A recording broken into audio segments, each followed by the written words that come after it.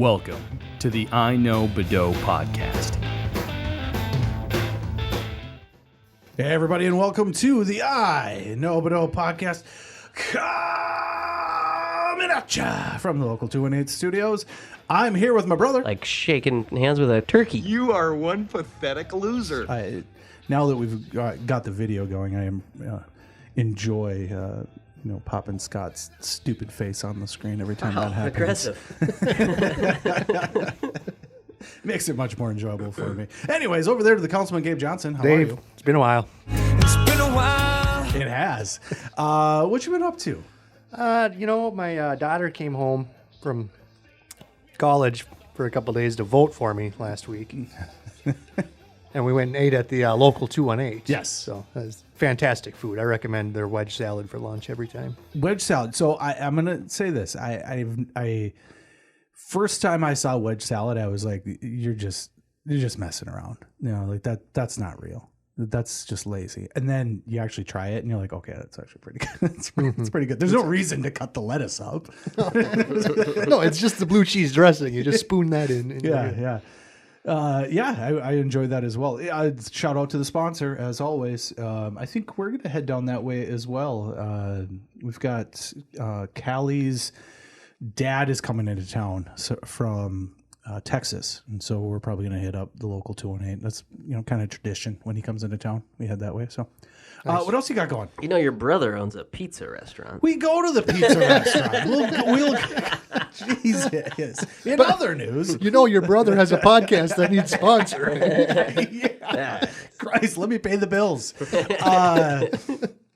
We'll come get some pizza. We'll for sure. We will. Actually, I haven't been there for a while. I've been cutting down on the carbs again because I got fat. So You got fat like 7 years ago. I get fat. I get. Yeah, it's so sad because it's true. It's just slowly. It was like I got super, super skinny. And then, like, for 10 years, it's just been slowly inflating. Like somebody with just a bicycle pump has been just slowly once a day, like giving it one pump. Anyways, what else you got going on? I won the election. Yes. Yeah. Now that we're a couple weeks past. I was reelected to the Brainerd City Council for 4 more fucking years. You sound thrilled. I am. Yeah. Your wife had sent me a congratulations as well, and I said I'm about in the same boat that Gabe is. Like, yay, more of this. Yes, sir. Please, may I have more of this? But congratulations, close race. Thank you. Yeah, Emily LeClaire was a fantastic candidate. She was an excellent candidate, and she ran a great race. And it was close. It was close. I think I won by like seriously, 29 votes. Yeah. Every vote counts. It was really close. Yeah. Okay. Yeah. My response. So, your last run here. 4 years from now. I will have worn myself out by then. I will have worn my welcome in Southeast Brainerd by 2026. Yeah, I sent you a message that said, like, could you just win so I don't have to change the intro that we just made? Like, we just made it. So congratulations. Welcome back aboard. Thank you. I also won uncontested, just landslide victory. A nice 69 write-in votes against you, though. Straight up 69. It couldn't have been about it. 420 would have been nice. 69, I'll take it. Down from 91 the last time that I was up for election and uncontested. I've yet to be contested, so must be doing something right. But 69 people were like, this guy, anybody but this guy. So, do you get to see the write-ins? Written in? Yeah, so because I am the mayor of the biggest city in our county, I will then go, they call it canvassing the election. So tomorrow we canvass the election locally. And then on Thursday, I go to the county and have to sign all the documents canvassing that election and basically signing off on all the elections. So yeah, I should be able to see. Last time I did not. And I'd made the post prematurely already. I already made the, not this year Mickey Mouse post, like, because somebody's going to write Mickey Mouse. I really want to get like the list of characters that ran against me and see what it was. I know a couple people wrote themselves and then took a picture of it and sent it to me. I was like, what a dick move. Yeah, I wrote in Gary Sheeler. Oh, no, you didn't. Gary Sheeler's the guy that the whole reason I got involved with local government to begin with was to oust that guy. No offense, Gary, but see you later, brah. Good third place finish in an two election up in Lakeshore. Yeah. He didn't get it done. So other than that, that's pretty much life. You got hockey and stuff going for the kids? Hockey started this past weekend. We are 0-1. Okay. Lost a 1-4 against Northern Lake, so it was a close one. But you got to score more than one goal, boys. Yeah. Son's the goalie though. Was he Was he in the net? He was in the net, and he gave up 4 early. We were down early, and then he turned it on and didn't give up one the rest of the game. Well, so this could be a situation where like right away started off shaky for the season and then turns it around. So that sounds good. I like that. It's got to be nerve-wracking. I don't know how you do it. It's terribly nerve-wracking. I hate it. I actually had the fortunate experience this weekend they needed a coach on the bench to operate the doors. Yep. So I was not able to just focus on my son and get all stressed out. So I was helping the defenseman get on and off the ice every minute. So that was a lot easier. I had the same thing. Mav played JV football this year. So he's a sophomore. So basically it's the sophomore team is the JV team now, and then a couple of the older kids. And he's just not a tackler. I love my kid to death, but that's not in his personality. Kid can guard, can move his hips, all that good stuff. But he was playing D-back or safety, and every time the play was coming at him, I was just like, oh no.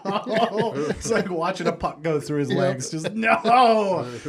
So I feel your pain. The one game I really enjoyed was the one where I held the sticks. I was out there running the numbers. So excellent. Cool. So well, welcome both aboard. You can see if you're watching us or if you're listening to us, it's the third week of the month, which is supposed to be Keith Larson Day. And lo and behold, we got an empty seat. So if you can imagine, we chiseled it in stone. Come on, Keith. Got it right out there. We got the chisels out. This is literally the first appearance after we chiseled it in stone. Yes. Yeah. So he is 1 for 2. It's poop again. Poop again. He's in Vegas, and he sent me a text, and I'm like, so you going to be there tomorrow? About that. Yeah. Okay. I just got back I had a trip to Florida. So we mentioned it the last podcast. I took a trip to Florida. Took a trip to Florida with Callie for her work. Spent a lot of time trying to figure out how Adobe Premiere works, because evidently I haven't done it long enough that I'm an idiot and I feel like an old man trying to use that stupid program. But a couple things happened while we were there. One, there was a hurricane, so that was fun. Which, by the way, the naming of the hurricanes are super enjoyable to me, because this was Hurricane Nicole. Just Nicole. Yeah. I know a lot of Nicoles, and most of them are hurricanes. Yeah. So that's good. I've read that one. Yeah. But we were in Clearwater, it's over by Tampa, and basically it whipped through Florida, came to us, and then whipped up the entire coastline. 2 things about that. One, I had never been in a tropical storm. A lot of wind in a tropical storm, turns out. A lot of wind. Yeah. Surprised you didn't know that. But the thing that I didn't know, so we had went down to the pier the night before. It was windy, but just kind of like a pleasant wind, because it was like 80 degrees or like 70 degrees that night. Waves are just kind of crashing, yada, yada, yada. Pretty nice. We came back 2 days later, so a day removed. So the hurricane happened on Thursday. We went back down there on Friday, and they were shoveling sand with shovels like snow. And it was like just very reminiscent of, oh, you got 6 inches of snow. Now everybody's out shoveling the snow. So not actually up on the pier, but on the entrance to the pier. And then they had a bunch of inflatable stuff in this area where there's a little park area there. And so they had like these inflatable, whatever it was, jumpy thingies. Let's call them jumpy thingies. Sounds like the technical term. Yeah, a bunch of bounce houses. A bunch of bounce houses. There you go. Somehow survived. I don't know. The hurricane comes through. You just left them out. It seemed like listen, the electricity to pump these up is too much. We're going to just let it buck. But there was 8 inches of sand that they were literally shoveling out. I had no concept of that being a thing. Because we're not talking about, hey, this is just right up on, like you know how the shoreline obviously works. It's where the land meets the water, yes, right? Yeah. So the sand is not. That's a beach? It's a beach. Okay. And it's not like a line so much as it is a concept, right? It's an area. But no, this was like over a 2-foot ledge. So like that sand had come up probably 4 feet, which was just fascinating. I had no idea that would be a thing. So I found that cool.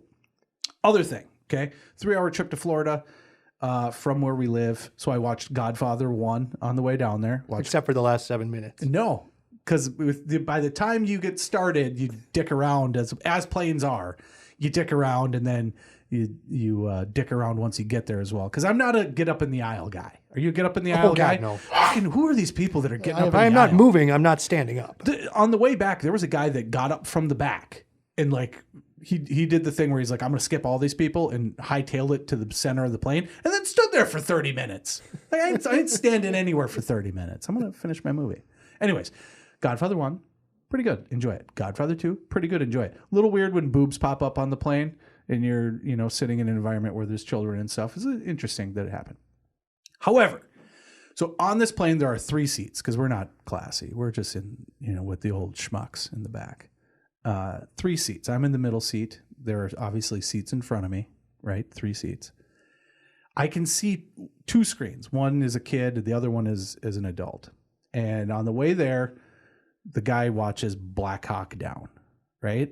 So cool. It's a movie. It's a choice. Yeah, I've seen it. I enjoy it. Lots of good actors in that movie. Lots of really good actors in it. And I have now watched it kind of again. Except I watched it twice because the exact same seat on the way back, the guy in front of me to the right, that guy also watched Black Hawk Down. Whoa. of all the movies, which I somewhere between 175 and 200 movies was the selection. Of 200 movies, 2 dudes in the same seat selected Black Hawk Down. Was it alphabetical? It was alphabetical. Okay, so they got that far. Okay, there we go. Good enough. So what we have proven is Black Hawk Down is the good enough of movies. In B. Yeah, you get a 4 scrolls and a good enough.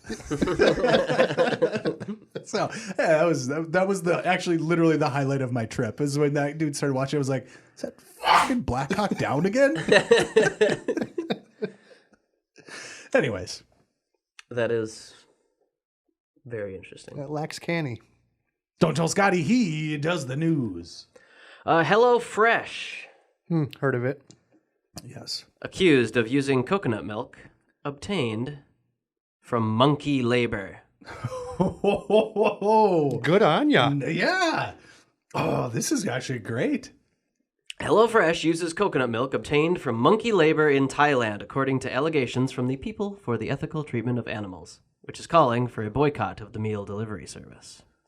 As long as the monkeys are getting paid, I'm all for this. The monkeys are chained, whipped, beaten, and forced to spend long hours picking coconuts. An investigation by PETA Asia alleges. Not good on you. No, not good on you at all. Claims of animals abuse were made against 57 operations in 9 provinces of Thailand, according to the findings released on Monday. Those Thailanders need to get it together. In a statement to CBS Money Watch, I almost said Monkey Watch, HelloFresh said the company receives written assurances from its suppliers that its coconuts are not procured using monkeys. No, I swear to God. Just sign on. This guy signed it, right? Sign on. It says no monkeys. Put your name. So hold on now. You're going to check all these boxes. This one here, no monkeys. Is this coconut milk? Yes. Did you use monkeys to procure it? So I think I've seen that. I've seen, but it was just like a monkey breaking a coconut. It wasn't like a sweatshop of monkeys. I saw a monkey that was like breaking a coconut for a guy. A statement from HelloFresh. HelloFresh strictly condemns any use of monkey labor in its supply chain, and we take a hard position of not procuring from suppliers or selling coconut products which have been found to use monkey labor. And we get people to sign this little document right here. We have written confirmation from all of our suppliers in the U.S. and globally that they do not engage in these practices. I would love to read the names that people filled out on that document. Hey, would you blow me? But just coconuts? That all other monkey labor is acceptable? You know, that is a good question. Man. So we use oxen, Yeah. Yeah. We use elephants to set up circuses or something. I know I've seen it. Is there a context in which monkey labor is That's allowable? That's what I'm saying. Like, if it's just a monkey breaking a thing and, I don't know. But if you're chaining the monkeys and whipping them and if it's cartoony. Not giving them 15 minutes off every 4 hours. If I know one thing about monkeys is that they smoke a lot of cigarettes. So if these monkeys are not getting cigarette breaks. Yeah, that was actually, I was reading this one at the shop before I came over here, and Angie's question was, well, do they at least give them a break? No, they're monkeys. Yeah, I don't think monkeys have a concept of the breaks. This is the time in which you're not working, monkey. Interesting. Yeah, monkeys are chained around the neck and forced to toil day in and day out, are all for HelloFresh and other companies that lack a conscience. Tracy Raymond, PETA's executive vice president, claimed Monday in an emailed statement, PETA is calling on everyone, including HelloFresh, to stop buying canned coconut milk from Thailand until monies are no longer used. It's definitely supposed to say monkeys. Yes, it says monies. It says monies, yeah. I'm proud of PETA. They actually found something that I'm on board as well. That is about the ethical treatment of animals. Unreal. It doesn't surprise me that somebody, like the step from the video I saw of the monkey breaking the coconut to then a guy deciding, oh no, we're just gonna have monkeys do this and chaining them up and whipping them. It's not that far, right? No. That's not a large. So I should have known when I saw that video, like, oh yeah, there's just a bunch of monkeys being whipped. Interesting. What is the line though? What is the line? What can animals be used for? What can't animals be used for? Food, yes. Yeah, I would say food, sure. But not monkeys. Yeah, I don't know. I don't know. What's the line though? Like if it was a bunch of chickens just beating it with their beak, is that okay? As long as you're not chaining them. If you about chickens that are caged up and spelling words for people who come or playing tic-tac-toe. Yeah. Well, that's just entertainment. That's acceptable. I mean, Going to your butts. we had that at Paul Bunyan Land here in town. Clever girl. Chicken in a thing. Unbelievable. Put your corner in. Play a game of tic-tac-toe against a chicken. It was a simpler time. Can you imagine when you're taking your kid to that? Like even my 5-year-old would be like, what the hell's this chicken doing? He's going to kick your ass in tic-tac-toe. Yeah, I've played tic-tac-toe against Chicken's you. wondering what you are doing. Yeah, I played tic-tac-toe Are you even against trying? you, damn kid. Oh, man. All right. Yeah, keep an eye on that. I want to know what HelloFresh... Because you know what their next move is going to be. They're going to make sure that their document is ironclad. That's going to be their first move. It's not going to be to stop buying the milk. They're going to make sure that the document that they have signed... I think it already is. These people have broken their agreement. You signed, said you would not be using monkeys. It's on the Thailanders at this point. Yeah. Unbelievable. Those Thailanders. Which is weird that there's more than one. I didn't know it was possible. There can be only one. Okay. A man who accidentally stabbed his friend while showing off a knife in the parking lot of the Bulldog Bar has been taken into custody, Baton Rouge police said. Okay. Joshua Bean, 34, faces one count of negligent injuring. He was booked into East Baton Rouge Parish Prison Friday. Sounds like a legit law, real all-encompassing. Yes. According to BRPD spokesman, Officers responded to reports of a stabbing outside of the popular Perkins Road bar just before 1:30 a.m. After speaking with witnesses at the scene, McNeely said detectives determined Bean had taken out the knife to show a group of people when the victim, unaware of the weapon, went in for a hug. Oops. Is that a banana in your pocket? Bean helped render aid at the scene, and the victim was transported to hospital with serious injuries. Wow. So a guy was just showing off his knife, Yep. and somebody So was he's like, coming in "Hey, from the man!" Hey! Would have been even better if it was like, "Hey, Mark!" It's not Mark. Just too drunk to know who his friend is. Police in Arizona made one of the strangest public service announcements in law enforcement history this week. Quote, the Payson Police Department would like to take this opportunity to encourage the public not to use methamphetamine, or you too may find yourself illegally purchasing a wild owl for $100 in the middle of the night from strangers at a local gas station. Netflix needs to option that story. Yeah, for sure. While oddly specific, the warning isn't as random as it might seem, and it actually came too late for one man. Officers conducting a traffic stop early Wednesday found a young owl next to the driver. The man apparently had done exactly what the above PSA says not to do when offered a wild bird. I don't know. I don't know. Like, yeah, the drugs involved are clearly a problem and clearly a part of this situation. But if someone is outside of a gas station and offers you an owl for $100, you're taking it? Have you seen owls? Pretty cool. They're pretty cool and kind of cute if they're little. Have you seen owls without feathers? No. I'm not planning on buying a featherless owl. If a man shows you hold on. If a man at a gas station shows you a featherless owl, it's a penis.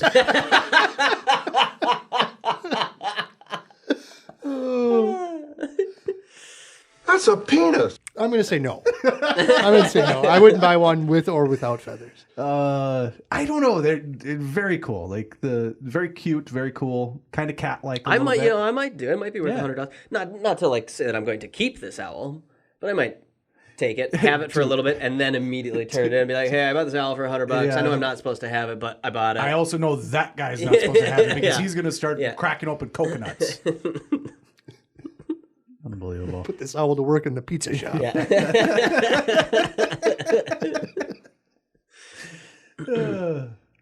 be dropping things in the deep fryer. Yeah. The Payson Police Department would like to remind the public that wildlife should remain wild. It is illegal to possess, transport, buy, or sell wildlife unless expressly permitted by Arizona revised statutes. As long as they let you do it, it's fine. Right. Yeah. Interesting. Coolest fact about birds like that is that their resting state is closed with their talons.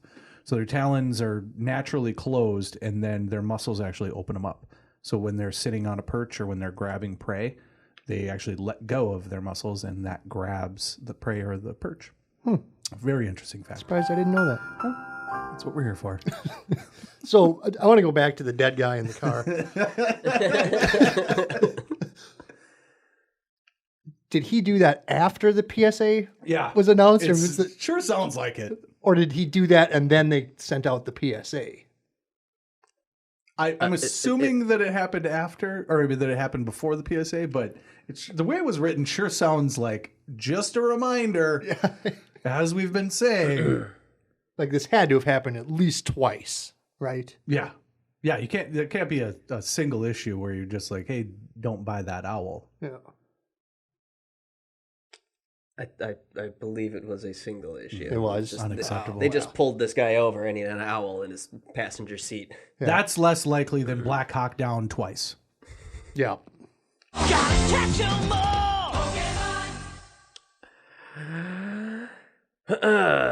Paintballs to be shot at Dutch wolves in bid to make them less tame.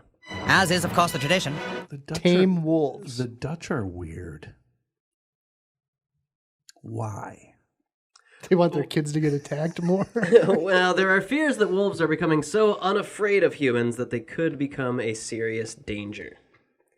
So basically, the wolves are turning into dogs. Yeah, well, it's like you see bears. Sure. In like, what Yellowstone or something that are like waving at people because they know that if they wave at somebody, they'll throw a marshmallow at them or something, and eventually they just keep getting closer and closer and closer. Well, they shouldn't be that close. That's a bear. Start shooting them with paintballs. Okay. Okay. I guess I can get behind that. Paintballs have been chosen so that rangers can see which wolves have been hit. Until it rains. This one's already been shot. Yeah, but at the same time, though, like that's kind of a way of gauging their intelligence as well. Like this one just won't move. It's just Chuck the wolf over here won't get moving. It's a terrible name for a wolf. It is bad. Well, but that's he's why the he dumb sucks. wolf, Yeah. yeah. What It's a pretty good name for a dumb wolf. It is hoped that it will encourage wolves to stay at least 30 meters away from people. Oh yeah, the paintball specifically, like the wolves are just gonna understand that 30 meters is the range. Interesting. I mean, I guess it's an interesting concept, but I feel like there's other things you could do. I would probably use like an airsoft rifle or something that's going to sting a little bit more than a paintball, because paintballs don't really hurt all that much. Well, I would assume that with fur, they are probably these don't very hurt. vain wolves? Like, are they going to be upset that their fur is miscolored? Is it's tied into the whole hunger, the oil? What is that group? The no oil group that keeps throwing paint on Oh yeah, things? the painting soup people. Yeah. They souped a couple paintings, and then just the other day I saw that they threw paint on a building. It was great because there's this video of this girl. She's got a big bucket of orange paint, and she throws it on the building. Only she gets half of it on herself, and then just pretends that didn't happen. It's like, no, you're covered in paint, you moron. What are these people doing? They're protesting oil Oh, by throwing things on things. okay. Yeah. Why paint? Like Van Goghs and stuff. They're like going Yeah. to museums and throwing like cans of soup onto paintings. So it's something about hunger, something about food was that one, but they're evidently just anti-oil, and I don't know the full context because none of it makes enough sense. Maybe they're attacking oil paintings. Well, I think That's what I was going to say. I was like, is it like the oil in the paints? And Are they sure there's not oil in the paint that they're throwing on the paintings? That was the question I had. I was like, 100% is this tempera? Is this just going to wash off? These are all questions that you have. The one where they threw soup on the Van Gogh, the argument was you care more about this painting than you do starving people. Like that, I believe that was the argument or what they were trying to say. You just wasted a perfectly good can of soup. Yeah, well, then my favorite part is the gluing onto things now. Your concept of glue is very distilled. If you think that, like, have you never had glue ever? Because you're not sticking. And if you are, good, let's get them off there. And I don't get the gluing thing because the first time I saw it happen was in the Timberwolves playoff game last year. And the lady used like white Elmer's glue and just got drug out, and her handprint was on the floor. It was like the most ineffective thing ever. Yeah. But now people are continuing to do that. They saw one person do it, and now they're like, oh, super glue. But even super glue isn't going to dry. All it's going to do is rip your skin off. Yeah, it's not going to dry you. You're not melding to whatever it is. Yes, you think need concrete. Yes. Quick drying. That's crazy. Yeah, whatever. Sweet. So, wolves. Docile wolves. Docile wolves. Yes. The Dutch. Just seems like a weird way to go about things, but okay. Yeah, paintball. Paintballs are a interesting choice. Yeah. Does everybody play paintball? Like everybody knows what to do. Bring your paintball guns everywhere you go. Paintball parties. Okay. Or maybe the paintball industry in that Could area be. has just completely failed, and so there's just an abundance It's the government of paintballs. bailout. Yeah. Your paintballers stay busy. It's the government cheese of wolves. All right. I'll accept that one. Okay. Not really, but I'll accept it as having happened. National Carp Control Plan report calls for more research before unleashing herpes. Real fucking high. Fish get herpes? Let's not do more research. Let's just pump the brakes. And it was probably a split vote. Probably there was the herpes camp. And then there was Pro-herpes. There was the, hey, wait a minute camp. I've got an idea. Listen, I had an uncle. He had a carp. He had a little koi pond. Herpes is very effective.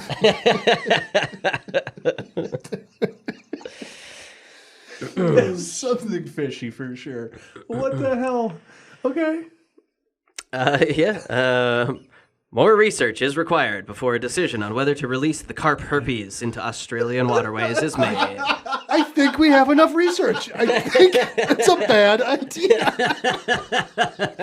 Why are we increasing the supply of herpes? The best is that there was a decision that had to be made. It wasn't even like, you know what? We're brainstorming here. We'll let you put it on the board, but it's not going into it. This was a decision that was made. Let's get more research on this one. I hear where you're coming from. I see some potential here, but let's just wait until we know more about carp herpes. The long-awaited National Carp Control Plan outlines how biological control methods could be used to reduce carp numbers. The report does not explicitly endorse releasing a virus to control populations, but does outline the steps that would be required before doing so. According to the report, a carp herpes virus could reduce and suppress populations by 40 to 60% and up to 80% in less resilient populations. Yeah, because none of those harp are going to want to fuck the other harp. Is that the whole idea? Are you saying here? harp? Did I say harp? You said harp twice. I think I did. You said harp. it twice. Yeah. The harpies. Is that how you get harpies? Is that what we're getting at here? Is that it's like the panda environment here, where they just lose interest in one another? The carp are just not going to want to get it on. I think they die. No, I think you're giving them a virus that will kill them. Yeah. Dying of herpes. That just sounds really horrific. I mean, it is herpes. Yeah. And so far, the winner of this episode's name is Harpies. Recommends further research into how the virus could affect other fish species, including native species, and undertaking more real-life modeling on Australian variants of carp. And maybe how it would affect humans. Yes. We didn't do so well with the old COVID thing. No, had a fish sandwich, didn't turn out so well. Hey, sweet thing. Can I buy you a fish sandwich? That's a great soundbite. Would you like a fish sandwich? Can I buy you a fish sandwich? The report found research has been limited to laboratory conditions under Australian biosecurity laws because the virus is exotic.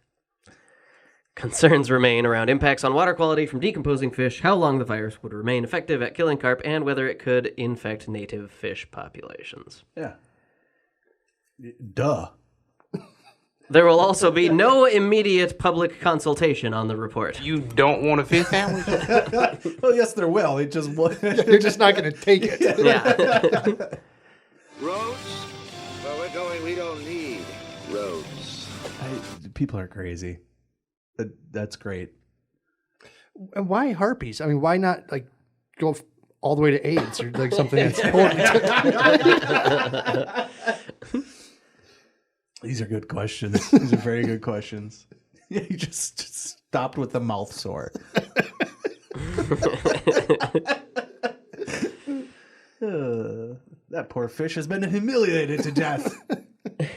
The government says the plan, formulated over 6 years, is the largest feasibility assessment of a biological control agent. Hold on. 6 years, and then you were like, all right, hold on. Herpes. Has anybody thought about herpes? I got it. You just get the guy in the background going, thank you! Saying this for years. It involved 11 national and international research institutions. Oh, God. The scientific community needs to just shut it down for a couple of years. The Commonwealth allocated $15.2 million May 2016 to investigate the feasibility of the whatever cyprinid herpes virus 3 as a biological control agent for the common carp. Did you say $15.2 million to investigate the feasibility of the herpes And more research is needed. Feasibility is always a great word because like feasibility doesn't even mean like effectiveness. It's just like could we do it? Can it be done? Can it be done? Can it be $15 million to say can we give Carp herpes? I guess the answer is yes. Now we're deciding if we should. We've discovered it is possible in a clinical setting. Well, yeah. All right. Well, wow. Case studies undertaken as part of the plan estimate the total cost of implementing the plan in the Murray and Murrumbidgee River systems at about $190 million. That's a lot of herpes. That is a lot of herpes. That's a huge bitch. Wow. So you got to catch each fish? Like that amount of money sounds like you have to like catch all the fish and then give them herpes. Personally give them herpes? Make out with each and then give them herpes. Doesn't sound like, hey, we just dropped drop a some vat herpes. Yeah, just dropped a vat of herpes in the water. Where's PETA on this one? Yeah. Throw a chain on there. And then when you start whipping those fish, Make them break some coconuts. unfreaking real, dude. Is anyone familiar with the potential phrase holus bolus? Nope. Because Senator Watt said, quote, it may be there's a bit more research needed into the plan before we go following it. Holus bolus. That sounds like just like balls to the wall. Yeah. All balls. Willy-nilly. Yeah, willy-nilly. Yeah. Holus bolus. Holus bolus. Hold on, now I gotta Google that. Holus bolus. All at once. Okay. There. Okay, that was less exciting. Yeah. Well, I mean, it doesn't mean that it doesn't mean all testicles. All at once. all at once. Wow. We good to go? Is that the last one? I think that's probably a good place to That's end. a good one to stop on. My God. Mike Tyson and Evander Holyfield are teaming up for an edible cannabis product, calling it Holy Ears. Yep. I was going to say it's going to be ear-based. Mentioned that. Yeah. Yep. Unbelievable. It literally look like little ears.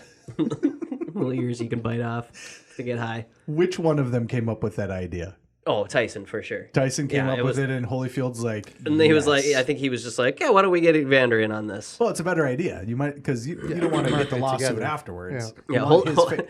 Holyfield said, they said it's about helping people, so I said, I ain't got no problem helping people. I didn't know if it was something that I had to act like I was smoking reefer. I realized it's for helping somebody else, so the fact that it's something that helps somebody else, I was fine with that. Say helping somebody else more times. He has no idea what he just signed up for. He's not smoking reefer. So I don't have to smoke pot, right?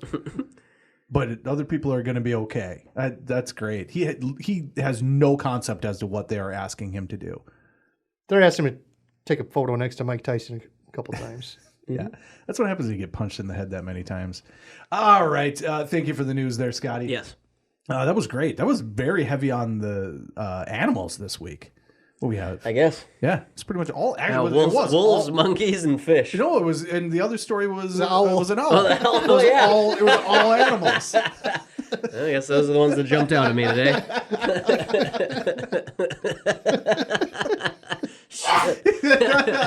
Oh man! All right. Well, thank you for that as always, and thank you to Gabe Johnson. Thanks, Dave. Always a good time. Always a really good time. We will be back next week. Next week, we've got a special guest coming on. Hopefully, he will be able to make it. But Hanky, who is a local reporter, is going to come on and be a part of the podcast. So that'd be a good time. I really like that guy. He's from Florida and just happened to be up in the area. He's doing the local PBS station as a reporter for him. And hopefully he's going to be able to make it. That should be a good time. So look forward to that. And otherwise, yeah, not so bad. I've got a game that I'm preparing, and I'll talk with him and make sure he's okay with it before we throw that on him. But yeah, it should be fun. I actually I'm kind of excited for this one. I think it's going to work out really well. So if I can just tweak it a little bit, the humor's there if we can tweak it just a little bit. So stay tuned for that. Well, see you later. You don't want a fish sandwich? We're done. Prepare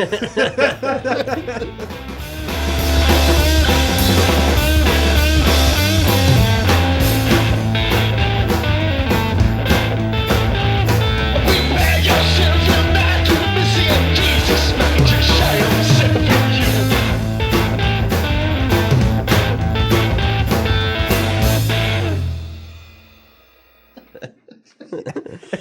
listen, it's good. It just needs to bake a little bit more. It needs just a tiny bit more information. I get it. That's all my jokes. If they were changed just a little bit, Just a tiny bit. just tweak them a bit. They're Can funny. somebody else take a look at this from a different angle? No. I can't believe the monkey thing. I mean, I can.